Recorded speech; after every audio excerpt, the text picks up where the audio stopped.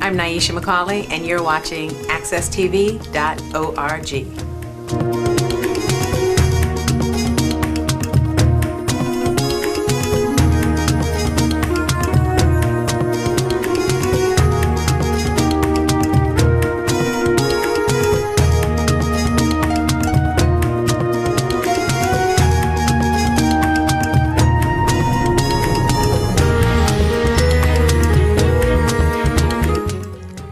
Welcome back to Miss Cleo's Storytelling Corner. I've been away for a week. I went on a wonderful vacation to Arlington, Virginia, and visited Washington. What a wonderful city Washington is. So much there. I didn't expect to enjoy it so much, but there was some other thing that I didn't understand about myself when I went to Florida, when I went to Washington, and that was, surprise, surprise, you're 65. My friend and I went to Washington, and we stayed in Arlington, Virginia at Crystal City, and we were all excited. We're not travelers. We're not travelers, so we packed our things, overpacked, of course. And we had all of these wonderful shoes and clothes, and we were just going to do the town. We were going to go on a tour. It was wonderful. So we started out at 6:30 in the morning, and we boarded the train, and our suitcases were so heavy we couldn't even lift them. So a nice gentleman lifted them for us. Well, we sat down and we just enjoyed that trip to Washington so much. We got a little tired on the train, but it was okay. As soon as we got off the train, we booked a tour, 2-day tour. We were going to just do all of Washington. Well, it was a big surprise to us that we didn't have the energy that we thought we had. And we got so tired that by the time we got back to our hotel in the evening, we could do nothing but eat supper and go to bed. But the Washington trip and the train trip were an experience that I will never forget. First of all, we took this bus. We thought we were going to be on one bus, but of course we were on 3 different lines, and we had to run from one bus to the other, and it was a double-decker, and the city was beautiful. And after you got used to looking at the beautiful city, you had to sort of pay attention to the fact that sitting on the top of the bus burned the top of your head because the sun was out. So we went under, and my friend's hair blew all over the place, and she was all upset about that because we wanted to be these perfect people. We went into the Lincoln Memorial. To me, that was just fascinating, and there wasn't that much there, but just to walk those steps and to see Lincoln and to go into the museum and read all of those wonderful sayings and to listen to Martin Luther King was wonderful. To go past Arlington Cemetery, and I thought it was just a cemetery. What did I know? 2 hours it takes you to actually go through Arlington Cemetery. And we went past the museum, the Holocaust Museum.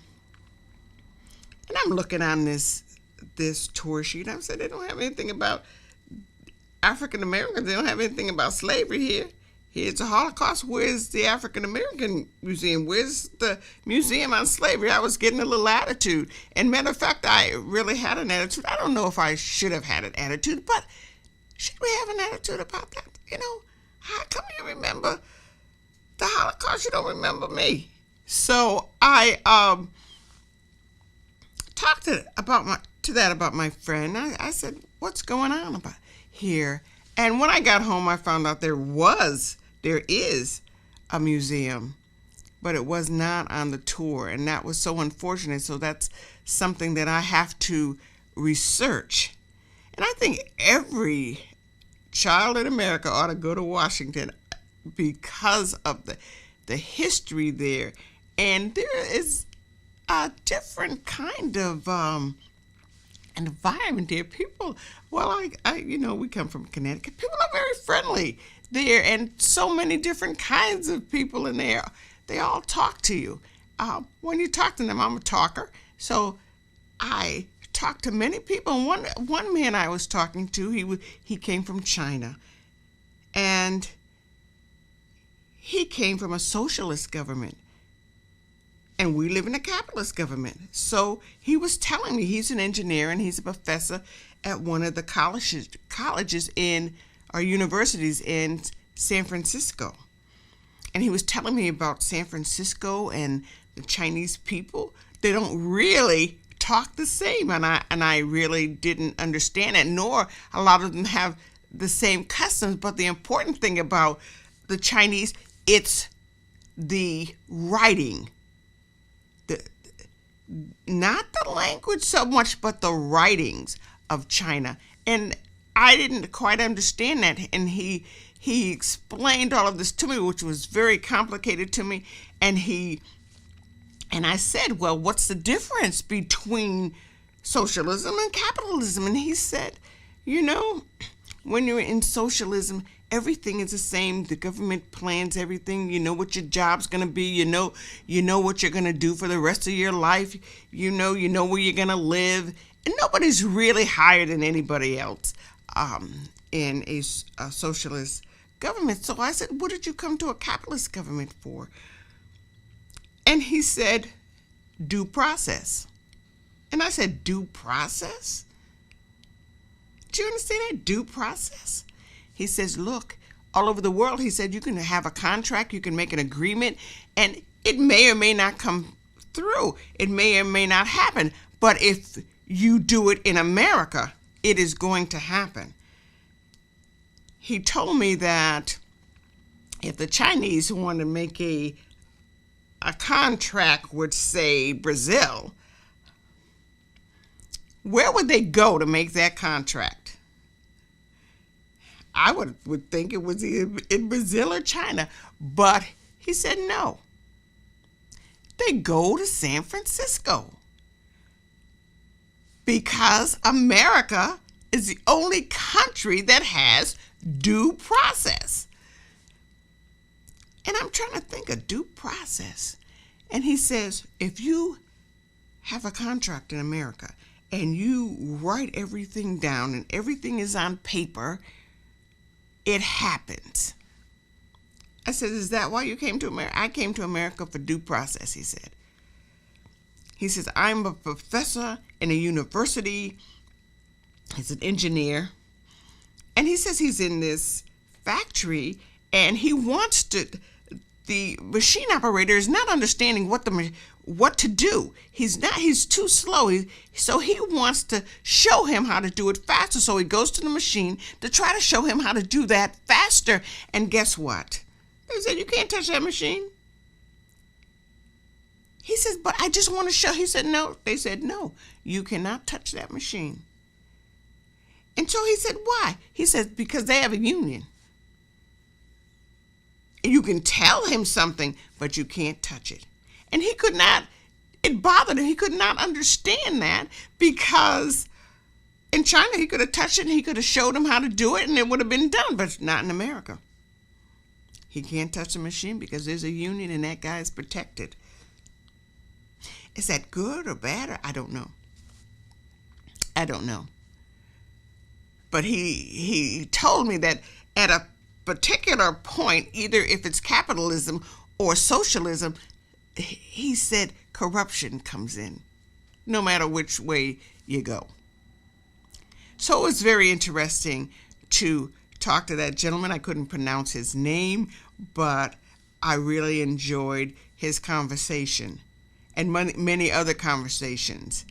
And we went on our tour. We went on I call it a boat ride, a tour,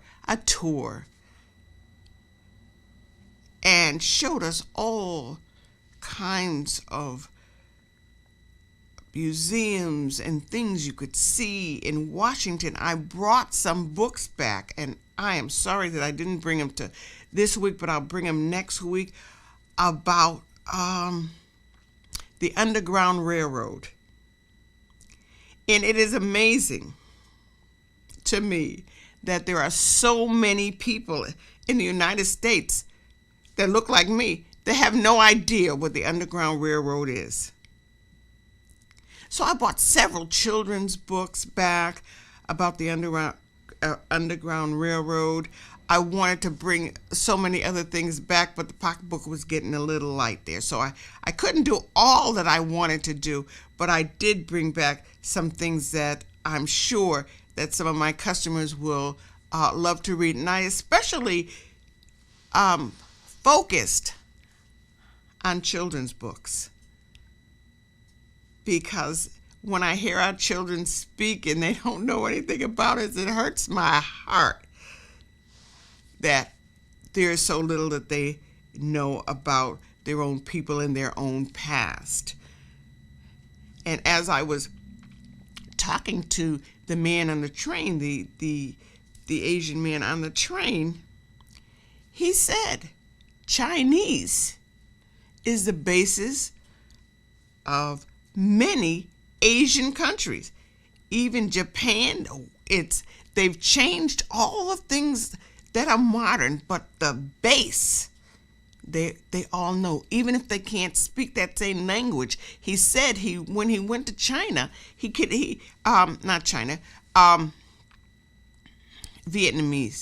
Vietnam. Yes, when he went to Vietnam, he said he could not understand very much of the language, but he could drive all around in his car because everything was in Chinese. What? I thought that was, what an amazing thing. They keep their past. They keep their culture. I don't know if they're trying to change that or not, but I thought that was a wonderful thing. Even though you don't speak the same language, the writing is the same. And so you could read the writing and understand where the other person's coming from. So that's kind of my trip to Washington and my learning. But please, if you can possibly take your children to Washington to see all the wonderful things in our history that make our country run, you do that. Because school is about to start, boys and girls. It's a new day and a new beginning. And in just a minute, I'll talk a little bit about that. So we're going to take a little break, and I'll be right back. See you then.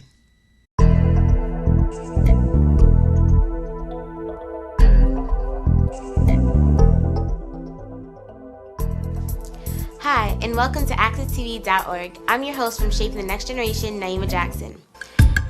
Welcome to AccessTV.org. We're your hosts, Naima Jackson. And I'm Elijah Williams. Thank you for tuning in to Shaping the Next Generation. Today's special guest is Ms. Vicki Gallen-Clark. Ms. Vicki will stop by on the show to talk about her role in the Blue Hills Civic. Now, if you haven't heard about Blue Hills Civic Association, you should definitely look into it. It's located on Asylum. Now, if you don't know anything about Blue Hills, you should know that Blue Hills Civic Association, they will definitely help you get a step forward in your future. They'll help you figure out what you want to be in the future, because they definitely helped me. I figured out what I want my career to be, I figured out what college I want to go to, and I figured out what I want to major in. Blue Hills helped me because they helped me learn how to write a resume, a cover letter. They prepared me for an interview to get a job. Blue Hills Civic Association is definitely the perfect program for our youth today. Now, thank you for joining us on AccessTV.org. I like AccessTV.org because They offer us highlights on our local community that you don't get from Channel 3 or Fox News. They also gave us highlights from sports like track and field. So thank you so much for joining us. And all the youth out there, you should definitely join us at Access TV and definitely check out Blue Hills Civic Association, because it will help you, it will motivate you to get out there, look into our programs, and it will help you shape your future.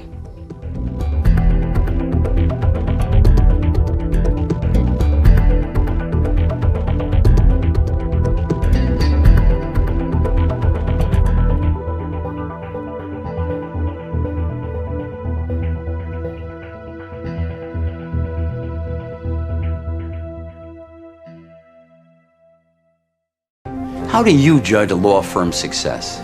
Cases won, money made, or what the firm does in the community?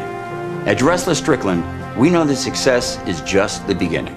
The true measure of success is what you do with it. For 33 years, we've used our success to help our neighbors and our community. 24/7, 11/22. Whenever you need us, we'll be there. Dressler Strickland, building communities one case at a time. Welcome back to Miss Cleo's Storytelling Corner. On the second half of the program, I want to talk to young people. You know, school is about to start, and you have 180 something days until next summer when you go on your summer vacation, and hopefully you'll be doing something constructive. Many children, unfortunately, this summer didn't go off the block. They weren't in any particular program. So they just stayed around, played around. Some got in a little trouble, some, And I thought that was so sad because there was no adult supervision and there was nothing new to learn, like the Chinese gentleman taught me when I was on the train, or going to Washington and seeing where they make money, and seeing some of the other museums and the wax museums and things. They didn't have that privilege. Some of our children don't get out. And so that's one thing. So start planning now for next summer, so your child will be in something that will enrich his life. And one other thing, young people, and that's, we have to have something in our heads when we go to school. What are we gonna do? How is this year going to be? What do I want out of this year? Not just go to school, let's do the homework, I don't want to go to school. None of that stuff, because in the long run it doesn't help. I found this that I'm going to read to you. It's in the African American Book of Values. It's 25 lessons for life. And I can't go through them all. I'm just going to read the topic, because then maybe I have time to read through some of them. 25 lessons for life. Marian Wright Edelman. Marian Wright Edelman became the first black woman to pass a Mississippi state bar examination in 1964. She practiced civil rights law, and in 1973 founded the Children's Defense Fund, an advocacy organization for children at risk. A presidential advisor and a leading voice for the nation's children, Edelman has 3 grown sons. Many of her lessons for living life read like codes of responsibility. Now you could get yourself a pad or something, write it down. The codes of responsibility, so you won't forget them, so you can work through them the whole year. Lesson 1, there is no free lunch. I'll read this one through. Don't feel entitled to anything you don't sweat and struggle for. Every African American, Latino, Asian American, and Native American youth needs to remember that he or she never can take anything for granted in America, especially now as racial intolerance resurges all over our land. Although it may be wrapped up in a new euphemism and better etiquette, as Frederick Douglass warns, it's the same old snake. Young white people who have been raised to feel entitled to leadership by accident of birth need to be reminded that the world they face is already 2/3 non-white and poor, and that our nation is every day becoming a mosaic of greater diversity.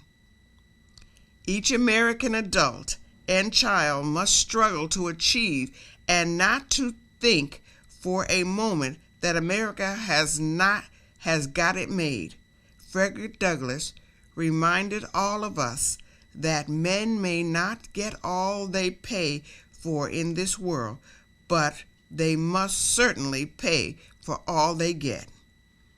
While a college degree today may get you in the door, it will not get you to the top of the career ladder or keep you there. You have to work your way up hard and continuously. So we need to teach our children by example not to be lazy, to do their homework, to pay attention to detail, to take care and pride in work, to be reliable and not to wobble and jerk through life. Each of us must take the initiative to create our opportunities, not waiting around for favors. We must not assume a door is closed, but must push on it. We must not assume if it was closed yesterday that it's closed today. So that is lesson 1. There is no free lunch. Lesson 2. Set goals and work quietly and systematically toward them. Lesson 3. Assign yourself. Lesson 4. Never work just for money or for power. They won't save your soul or build a decent family or help you sleep at night. Don't condone or tolerate moral corruption, whether it's found in high or low places, whatever its color. It is not okay to push or use drugs, even if every person in America is doing it. It is not okay to cheat or lie, even if countless corporate or public officials and everybody you know do it. Be honest and demand that those who represent you be honest. Don't confuse legality with morality.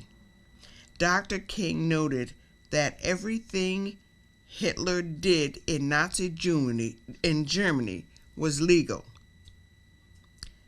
Don't give anyone the proxy for your conscience, and don't confuse legality with fairness. Lesson 5. Don't be afraid of taking risks or of being criticized. Take parenting and family life seriously. Remember that your wife is not your mother or your maid, but your partner and friend.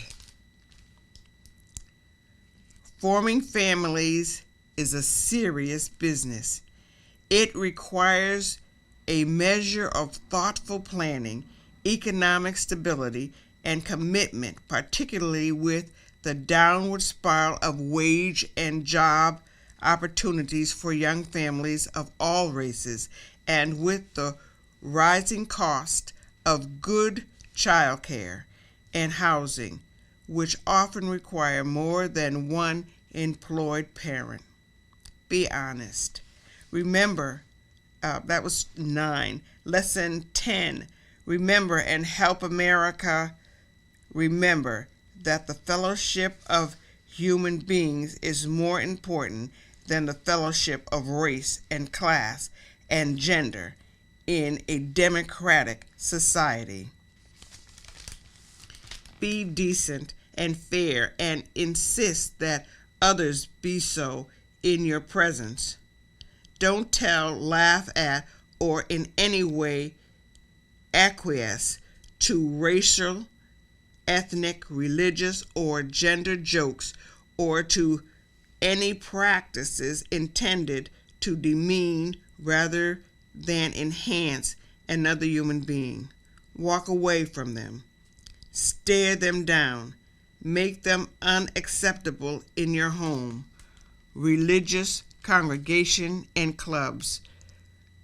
Though daily moral consciousness counter the proliferating voices of racial and ethnic and religious divisions that are gaining respectability over the land, including on college campuses. Lesson 11. Sell the shadow of the substance. Sell the shadow of the substance. Don't confuse style with substance. Don't confuse political charm or rhetoric with decency or sound policy. Nobody ever asked what kind of car Ralph Bunch or Renault, German name,